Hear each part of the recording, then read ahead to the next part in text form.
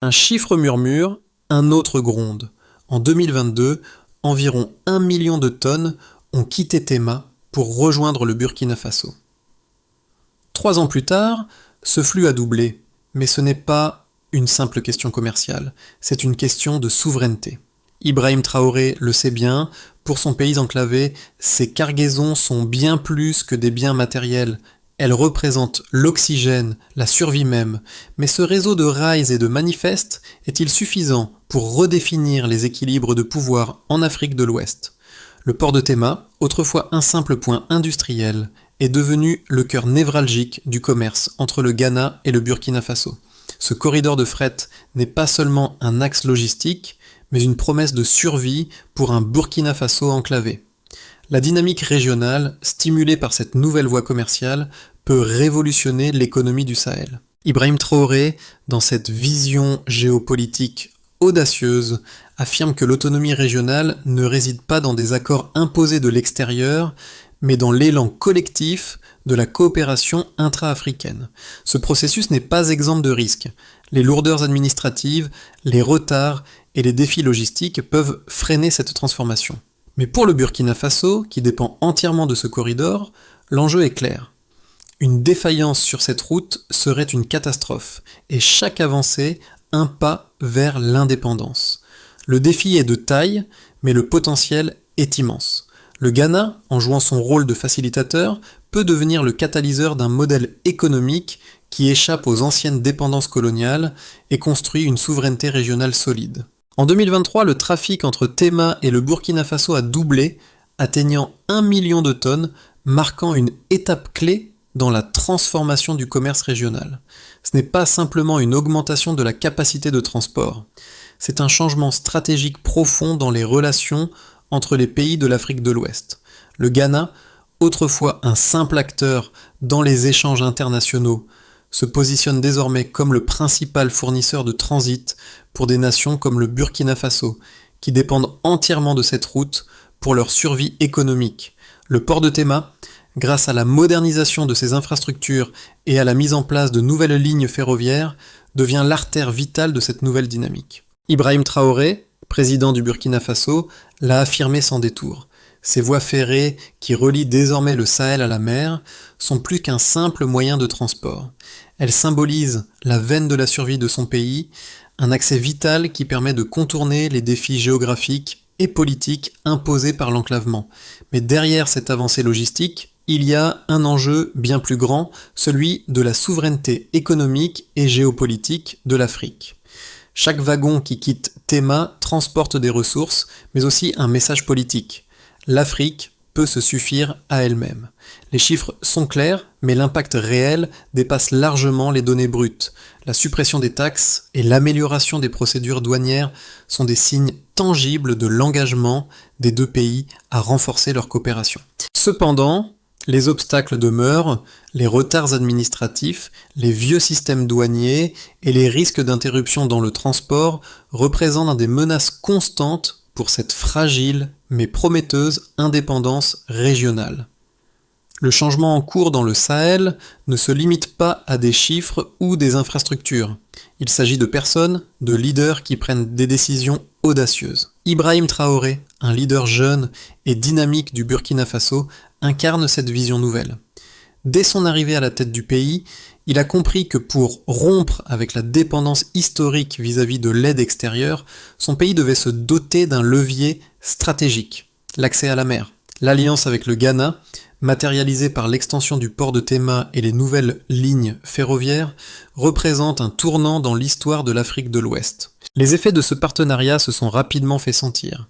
Les prix du carburant ont chuté de 12% en un trimestre, les livraisons de vivres sont devenues plus régulières et des milliers de nouveaux emplois ont été créés tout au long du corridor commercial. Mais l'impact immédiat ne se limite pas à l'économie. Ibrahim Traoré a réussi à déclencher un changement mental. Là où auparavant il y avait résignation, il y a désormais un espoir palpable de résilience régionale. Le Burkina Faso, en s'appuyant sur cette infrastructure vitale, peut désormais penser à sa croissance de manière autonome sans dépendre des aides étrangères. Cependant, cette dynamique reste fragile. Les premiers signes de réticence sont apparus, notamment du côté des commerçants et des acteurs locaux, qui doivent encore s'adapter aux nouvelles réglementations douanières et au système numérique. Ces ajustements sont nécessaires, mais ils sont loin d'être faciles. Chaque succès dans la mise en œuvre de ces réformes est une victoire pour l'avenir de l'Afrique.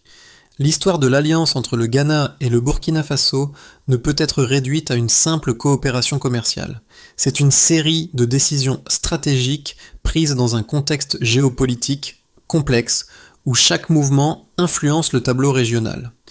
Le premier tournant s'est produit en 2022, lorsqu'une augmentation significative du volume de fret entre Tema et Ouagadougou a été observée, marquant le début de ce qu'on appelle maintenant l'effet Tema.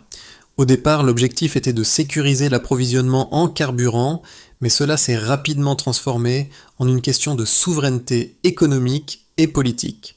Ce n'était plus une simple route commerciale, c'était un levier stratégique. Ibrahim Traoré n'a pas tardé à reconnaître l'importance de ce couloir. Pour son pays, chaque tonne de marchandises transportée devenait un pilier de la survie nationale. Dans ce contexte, l'extension du port de Tema et la mise en place de nouvelles infrastructures ferroviaires ont permis au Burkina Faso de diversifier ses sources d'approvisionnement. Mais ce n'était que le début.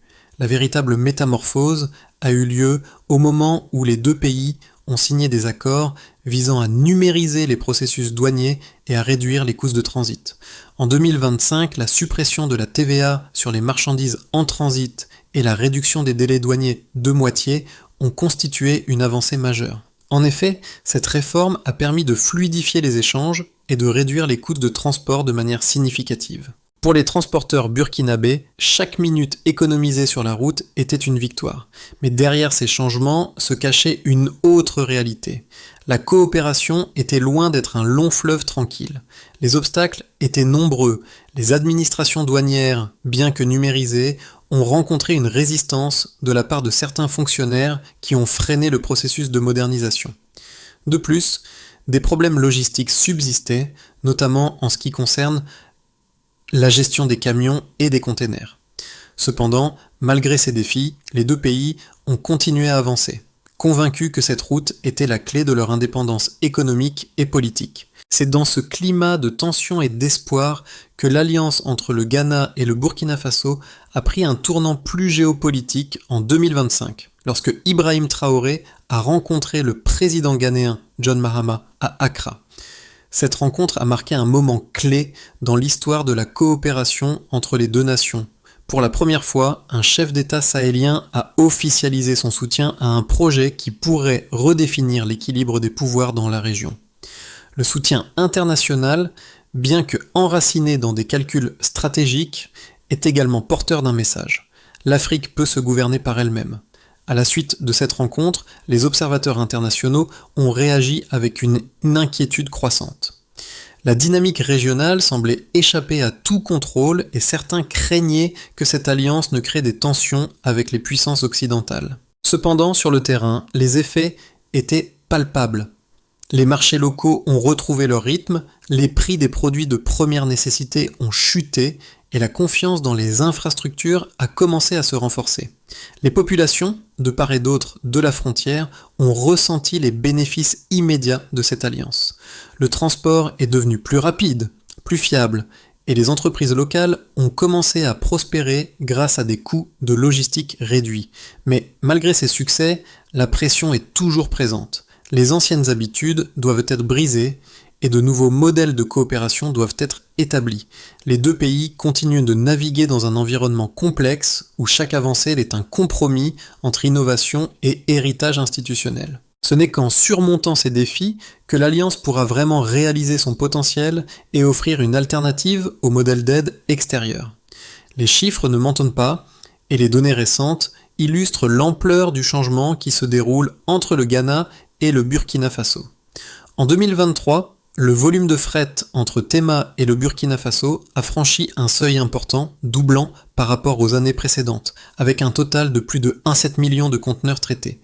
Cela représente non seulement une augmentation impressionnante du commerce, mais également un signe de l'importance croissante de la liaison ferroviaire et maritime entre les deux pays. Les progrès réalisés en matière d'infrastructure sont également évidents. La mise en place de nouvelles lignes ferroviaires reliant Tema à Ouagadougou et à Makadane a permis de réduire le temps de transport de plus de 40%. Cette amélioration de la vitesse de transit a non seulement facilité l'acheminement des marchandises essentielles comme le carburant et les vivres, mais elle a également eu un impact direct sur les coûts. En 2023, la suppression de la TVA sur les produits transitant entre le Ghana et le Burkina Faso a permis une réduction de 8% des coûts de transport. Cette réforme a eu un effet domino.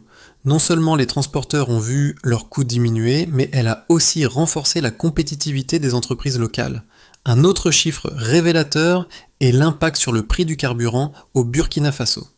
En un trimestre, les prix ont chuté de 12%, ce qui représente une économie importante pour le pays, qui dépendait lourdement de ses importations en carburant. Grâce à la fluidité accrue du transport, les prix de détail dans les supermarchés et les marchés locaux ont également diminué de manière significative, créant un environnement économique plus stable pour la population. Ces améliorations ne se limitent pas uniquement au secteur du commerce et du transport. Les emplois créés le long du corridor, entre les ports, les gares ferroviaires et les entrepôts, ont également contribué à une réduction du chômage dans la région. Selon les dernières estimations, plus de 50 000 nouveaux emplois ont été générés dans le secteur de la logistique au Ghana et près de 10 000 emplois supplémentaires ont été créés au Burkina Faso grâce à l'augmentation du commerce transfrontalier. Ces chiffres témoignent d'un développement économique qui bénéficie non seulement aux grandes entreprises, mais aussi aux petites et moyennes entreprises, PME, qui profitent des nouvelles opportunités commerciales. Cependant, malgré ces progrès, certains défis persistent. Le rapport douanier ghanéen indique qu'en moyenne, un transporteur perd encore jusqu'à 12 heures à chaque passage douanier, ce qui représente une perte significative en termes de temps et de profit. Ce temps de traitement, bien qu'il ait été réduit de 40% depuis la mise en place du système numérique en 2025, reste un goulot d'étranglement pour les entreprises. Les retards administratifs ont un coût direct, avec une estimation de perte de 3% du profit net pour chaque heure supplémentaire de traitement à la frontière. Toutefois, les premières indications montrent que la modernisation des infrastructures et des processus devrait permettre de réduire davantage ces délais. Parallèlement, les économies réalisées grâce à la réduction des coûts logistiques ont permis de stimuler l'activité commerciale et de renforcer les liens économiques entre les deux pays. Les nouvelles données économiques, compilées dans le rapport annuel de la Chambre de commerce de Ouagadougou, montrent une hausse de 8% des investissements locaux dans les infrastructures commerciales, avec une part croissante de ces investissements consacrés à la logistique et au transport. Cette tendance à la hausse est un indicateur positif du potentiel de croissance continue du corridor Tema-Ouagadougou. Ces données cependant cachent un enjeu de taille, la fragilité de ce système. Chaque retard, chaque erreur dans le processus administratif ou dans la gestion des infrastructures peut réduire l'efficacité de cet échange régional. Il est impératif que les deux pays continuent d'investir dans la modernisation de leur système douanier et logistique, tout en garantissant que les bénéfices du commerce soient équitablement répartis parmi les acteurs locaux. Dans l'ensemble, les chiffres indiquent que, malgré les obstacles, le corridor Ghana-Burkina Faso représente un modèle de développement régional autonome capable de stimuler la croissance et de renforcer l'indépendance des deux nations. La trajectoire de ce corridor, si elle est maintenue et améliorée, pourrait bien servir de modèle pour d'autres régions de l'Afrique subsaharienne. L'alliance entre le Ghana et le Burkina Faso ne fait pas l'unanimité, et plusieurs points de vue s'opposent sur l'impact de ce corridor commercial. D'un côté, les défenseurs de cette coopération soulignent des arguments solides en faveur de l'intégration régionale et de l'autonomie économique. Ils affirment que ce modèle de coopération bilatérale, en dehors des influences extérieures, offre un exemple concret de ce que pourrait être une Afrique plus unie et moins dépendante. En réduisant la dépendance aux acteurs internationaux, comme les anciennes puissances coloniales et les institutions financières mondiales, cette initiative représente une avancée significative vers la souveraineté régionale. Ibrahim Traoré et ses alliés croient fermement que les chemins du commerce et du transport peuvent non seulement stimuler l'économie, mais aussi renforcer l'identité africaine. La croissance du commerce entre les deux pays et l'ouverture de nouveaux marchés régionaux en sont la preuve. En 3 ans, les échanges ont progressé de 62%, avec une amélioration de la compétitivité des entreprises locales, notamment dans les secteurs du transport et de la logistique. Les chiffres parlent d'eux-mêmes, moins de retard, des coûts de transport réduits et un marché plus interconnecté. Cependant, cet optimisme est contrebalancé par une opposition plus sceptique, qui met en garde contre les risques liés à une trop grande dépendance vis-à-vis du Ghana. Ces opposants soulignent que, bien que le modèle semble prometteur, il pourrait en réalité isoler le Burkina Faso et d'autres pays sahéliens. En centralisant le commerce autour du port de Tema et des lignes ferroviaires reliant le Ghana au Sahel, on court le risque de créer une asymétrie dans les relations commerciales. Le Ghana pourrait devenir le principal bénéficiaire de cette coopération, tandis que ses voisins pourraient soigner de se retrouver marginalisés, dépendant d'un acteur unique pour leur approvisionnement en biens essentiels. De plus, la concentration du commerce dans une seule route logistique expose les pays participants à des vulnérabilités majeures. Une perturbation, qu'elle soit due à des conflits internes, des défaillances infrastructurelles ou des tensions politiques, pourrait paralyser toute l'économie régionale. Les critiques soulignent également que cette dynamique pourrait nuire à la compétitivité des autres ports ou infrastructures logistiques en Afrique de l'Ouest, limitant ainsi les alternatives pour les pays du Sahel. L'opposition met également en avant les défis internes des deux pays. Les processus de numérisation des douanes et de modernisation des infrastructures, bien que prometteurs, restent fragiles et nécessitent des investissements soutenus. Les réformes pourraient être entravées par des résistances administratives ou des lacunes dans l'application des nouvelles technologies. La question demeure, ces progrès peuvent-ils être maintenus à long terme sans risquer de déséquilibrer la relation entre les deux nations et l'ensemble de la région ? En dépit de ces critiques, il reste indéniable que ce projet a ouvert une nouvelle voie pour l'Afrique de l'Ouest. La question fondamentale est de savoir si cette dynamique peut être adaptée et améliorée pour garantir un développement durable et équitable à long terme. Il faudra trouver un équilibre entre les bénéfices immédiats et les risques à long terme afin que cette coopération ne devienne pas un fardeau pour ses participants, mais une véritable force de transformation pour la région. Le commerce n'est pas une trahison. Cette phrase prononcée par le président ghanéen John Mahama résume l'essence de l'alliance entre le Ghana et le Burkina Faso. Là où d'autres voyaient un simple accord économique, Mahama a vu une opportunité de redéfinir la souveraineté en Afrique. Les progrès réalisés, bien qu'impressionnants, ne font pas taire les voix critiques qui avertissent des risques d'un trop grand rapprochement entre le Ghana et le Sahel. Cependant, les faits sont là. En 3 ans, le volume de fret a doublé, les coûts ont diminué et des milliers d'emplois ont été créés. Pourtant, la question persiste. Cette dynamique peut-elle perdurer ? Le Ghana est-il vraiment prêt à porter seul le fardeau du développement régional ? Les infrastructures se modernisent, mais les défis demeurent, notamment la gestion des coûts logistiques et la résilience face aux interruptions potentielles du commerce. Les retards douaniers, bien que réduits, restent un frein à une efficacité optimale. L'optimisme est palpable, mais les obstacles administratifs et politiques pourraient encore freiner cette évolution. Ce qui est certain, c'est que ce partenariat, qu'il soit un modèle de coopération ou une source de tensions futures, marque un tournant décisif dans l'histoire économique du Sahel. Voici une transition liée à Kaveh. Les effets de l'alliance entre le Ghana et le Burkina Faso ne se limitent pas à la simple amélioration des échanges commerciaux. Ce partenariat a des répercussions profondes sur plusieurs niveaux, modifiant les dynamiques économiques et sociales des deux pays.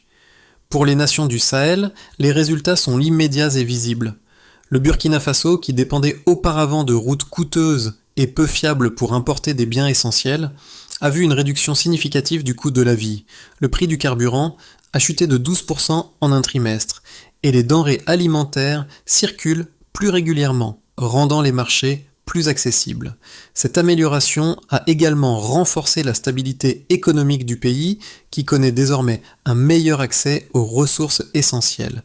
Les hôpitaux reçoivent des médicaments en temps voulu et les chaînes d'approvisionnement sont devenues plus robustes. Cela a permis une meilleure qualité de vie pour les citoyens burkinabés. Mais les effets de cette dynamique ne s'arrêtent pas là.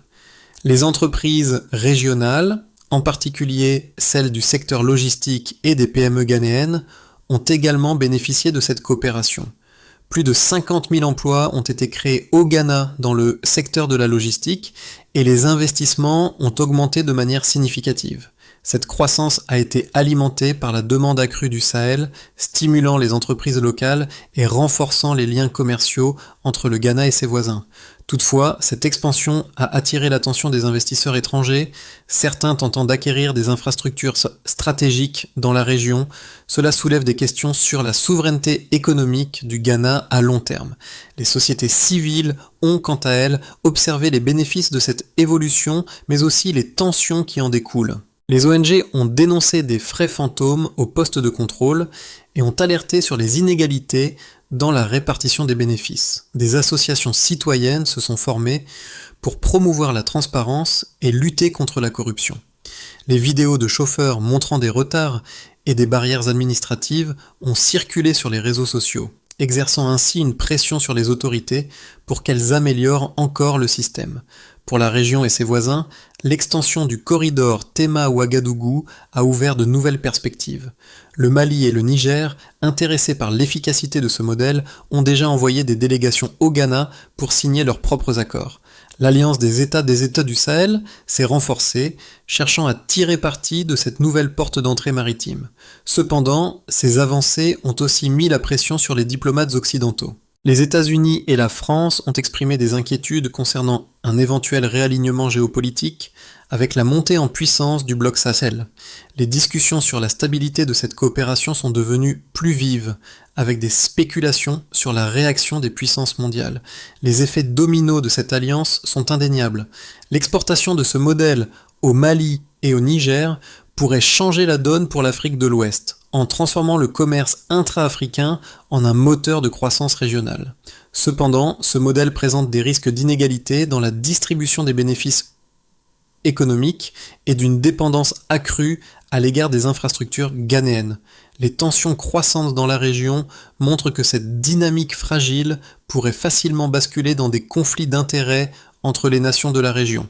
Mais tant que la coopération entre les deux nations reste stable, l'impact sur la région sera indéniablement positif. Le chemin vers une autonomie durable reste semé d'embûches, mais chaque tonne de fret, chaque contrat signé, chaque emploi créé est une preuve que l'Afrique peut se réinventer.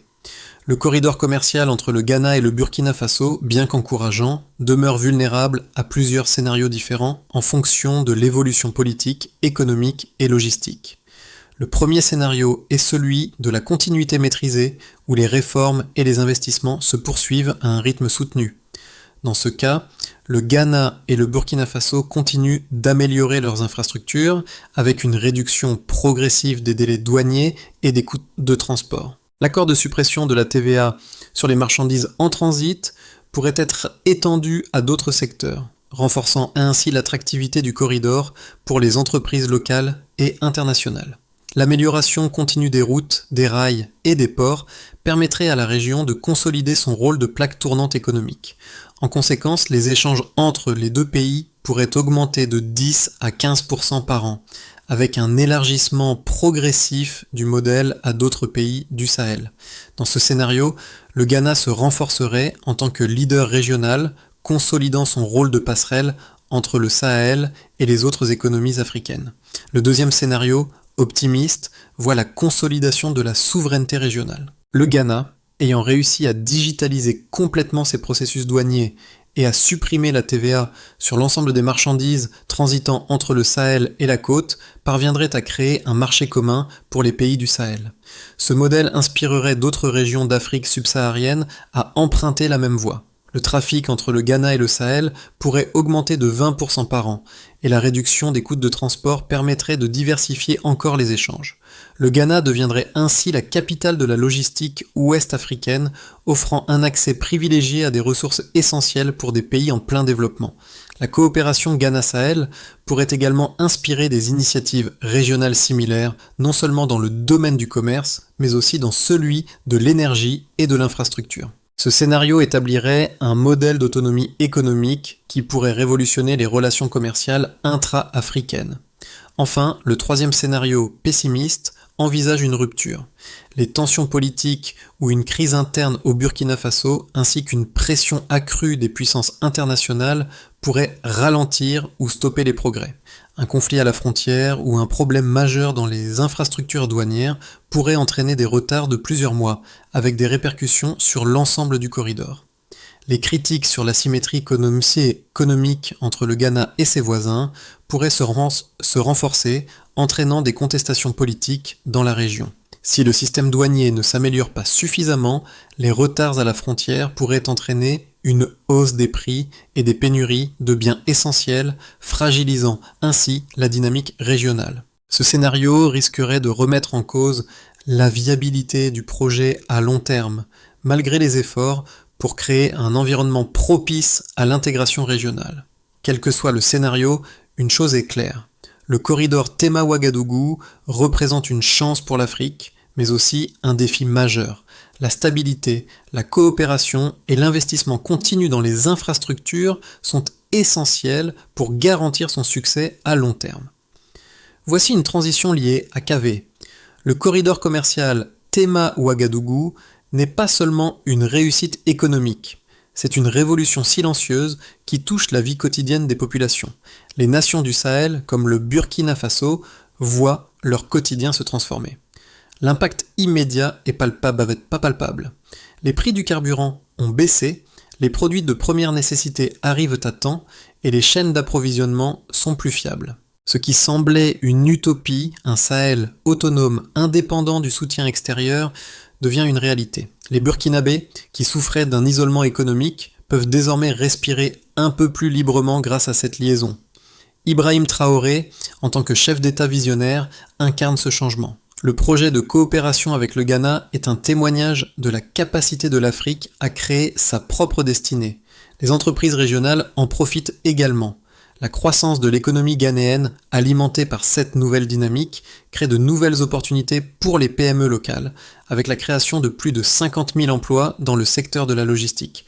Les sociétés civiles observent, s'engagent et parfois dénoncent des dysfonctionnements. Les vidéos de chauffeurs documentant des retards à la frontière ou des frais non transparents montrent que la route vers l'autonomie est semée d'embûches. Mais ces voies, loin de ralentir le mouvement, permettent de maintenir une pression positive pour une transparence accrue. Le région et ses voisins voient, quant à eux, un modèle en gestation. Le Mali, le Niger et d'autres pays du Sahel s'intéressent de près à ce modèle de coopération. Le Ghana, devenu un acteur clé de la logistique en Afrique de l'Ouest, prouve qu'il est possible de créer une indépendance économique sans dépendre des anciennes puissances coloniales ou des bailleurs de fonds internationaux. Cependant, le défi reste de maintenir un équilibre en garantissant que les bénéfices soient répartis équitablement entre tous les acteurs de cette révolution. L'avenir de l'Afrique pourrait bien se jouer dans ces nouveaux corridors commerciaux. L'avenir du corridor Tema-Ouagadougou repose sur des actions concrètes et une volonté politique forte. Pour garantir la pérennité de ce projet ambitieux, plusieurs étapes doivent être franchies. Tout d'abord, la transparence doit être au cœur des processus douaniers et logistiques. Une plateforme numérique commune entre le Ghana, le Burkina Faso et d'autres pays du Sahel permettrait de suivre chaque cargaison en temps réel, réduisant ainsi les frais cachés et les retards inutiles. Cette plateforme devrait être accessible à toutes les parties prenantes, autorités douanières, entreprises et citoyens. Ensuite, il est essentiel de former les agents des douanes et les chauffeurs à l'utilisation des nouvelles technologies.